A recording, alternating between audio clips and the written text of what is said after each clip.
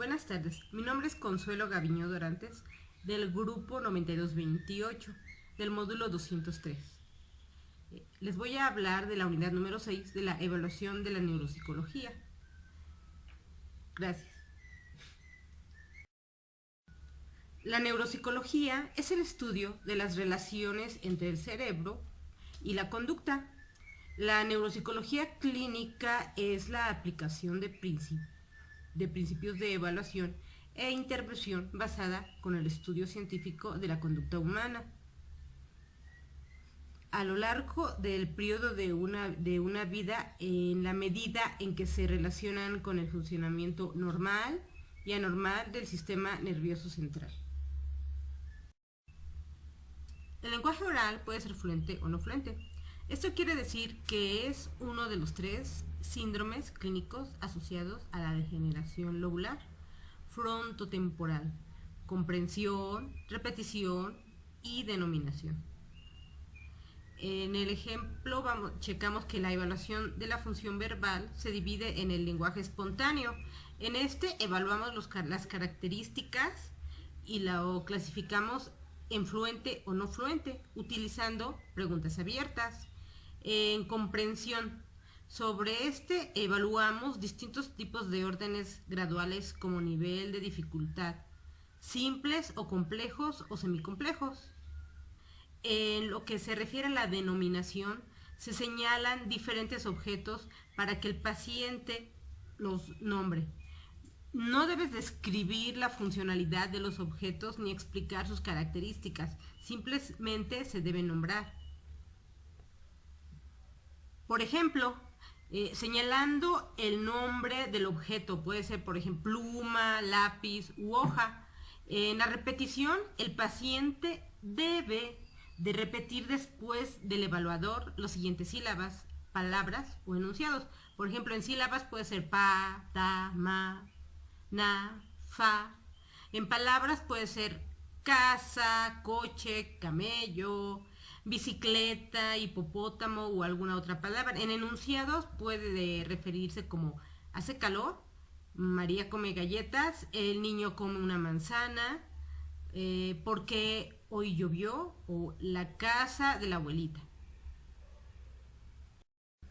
Los aspectos comprensivos del lenguaje de recuperación es mayor y más rápida que la recuperación de sus aspectos expresivos que comprenden a la arteria cerebral media, especialmente órbitofrontal y prerolándica.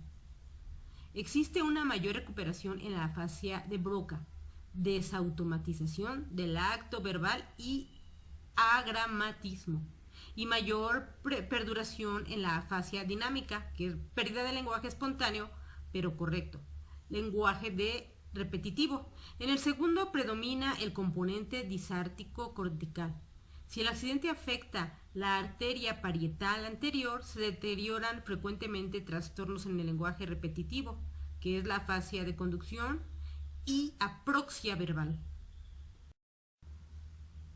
Como podemos ver en el vértice, tenemos la autoconciencia o autoanálisis.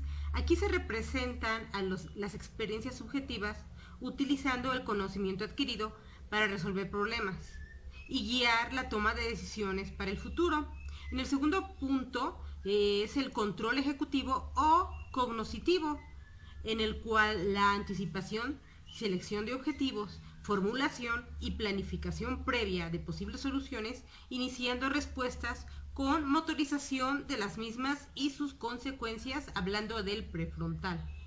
En el tercer nivel tenemos lo que corresponde al prefrontal, medial y basal, que viene siendo impulso o drive, que engloba la capacidad de iniciar y mantener una actividad mental y una conducta motora. Este concepto se relaciona con la noción de motivación, en la cual podemos generar la energía necesaria para lograr algo deseable o evitar algo indeseable, y que está relacionado con el estado emocional del sujeto.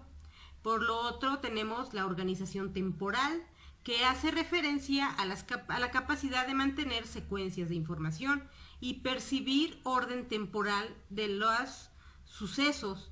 Esas funciones no se encargan de funciones de ejecución, sino de control de la actividad de las acciones, mediante la anticipación, elección de objetivos que se desea conseguir y la planificación y la selección de una respuesta y la inhibición de otras. Como podemos ver, aquí tenemos lo que es lo posterior y lo basal. Aquí reflejamos lo que son la atención, la memoria, el lenguaje, la cognición, la vigilancia, la percepción, capacidad, conducta motora y emociones, que nos va a dar la conducta humana. Batería de pruebas para la evaluación del daño cerebral. Tenemos aquí en esta batería la de WISC-3, que viene siendo de 6 a 16 años. Evalúa el consciente intelectual en las áreas verbal, de ejecución completa, discrepancia, índices de comprensión verbal y organización perceptual, ausencia de distractibilidad y velocidad de procesamientos, análisis cuanti y cualitativo. Tenemos también la de Kibit, que es inteligencia de Kaufman. En esta se evalúa el área verbal de vocabulario expresivo y definición y no verbal, que puede ser motrices. También tenemos la batería de Kumanin, que es de 3 a 6 años y nos permite identificar el grado de madurez neuropsicológico, que se obtiene un percentil en lo que es el desarrollo global y verbal y no verbal. Tenemos también RAVT verbal, que es RAVLT, que es RAVT, que es de 16 a más años, que evalúa la memoria inmediata y diferida y reconocimiento, interferencia, curva de aprendizaje, que evalúa la memoria verbal y aprendizaje de información verbal. También tenemos aquí lo que es la de Tomal, que viene siendo en niños y adolescentes y evalúa la memoria verbal y no verbal. Tenemos la ITPA, que evalúa la comprensión auditiva y visual, memoria secuencial, visomotora, asociación auditiva, memoria secuencial auditiva, la fluencia verbal, que es la que nos interesa en esta sección, la expresión motora e integración gramatical, que también tenemos aquí lo que es la batería de Barcelona. En esta batería evalúa la repetición verbal y comprensión verbal, por ejemplo, un dictado y vía de ingreso de la información. Características principales de las escalas. La escala verbal evalúa la actitud del niño para entender y procesar los estímulos verbales y expresar verbalmente sus pensamientos. También indica la madurez de sus conceptos verbales.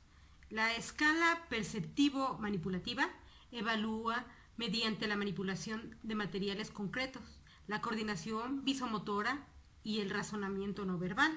En la escala numérica se evalúa la facilidad del niño para los números y su comprensión de términos cuantitativos. En la escala de memoria evalúa la memoria inmediata del niño mediante un amplio espectro de estímulos visuales y auditivos. En la escala general cognitiva, que incluye la verbal, la perceptivo-manipulativa y la numérica, que evalúa el razonamiento del niño y la formación de conceptos y la memoria, tanto cuando resuelve el problema verbal y numérico como cuando manipula materiales concretos. En las escalas motrices se evalúa la coordinación motora del niño, tanto en tareas motoras finas como gruesas. En cuanto a la conclusión, para un psicólogo la evaluación neuropsicológica es muy importante, pues estudia la relación del cerebro-conducta, así como estudia la relación entre procesos cognitivos y funciones cerebrales. Es importante que con todos estos instrumentos, las baterías y todos los problemas que puede tener el paciente en cuanto a los daños cerebrales, nosotros como psicólogos podamos apoyarlos y darle la terapia adecuada, ya sea físico, ya sea cognitiva, y en cuanto a las funciones cerebrales Es por eso por lo que para los psicólogos es muy importante tener conocimiento de estos temas. Es todo, agradezco mucho su atención.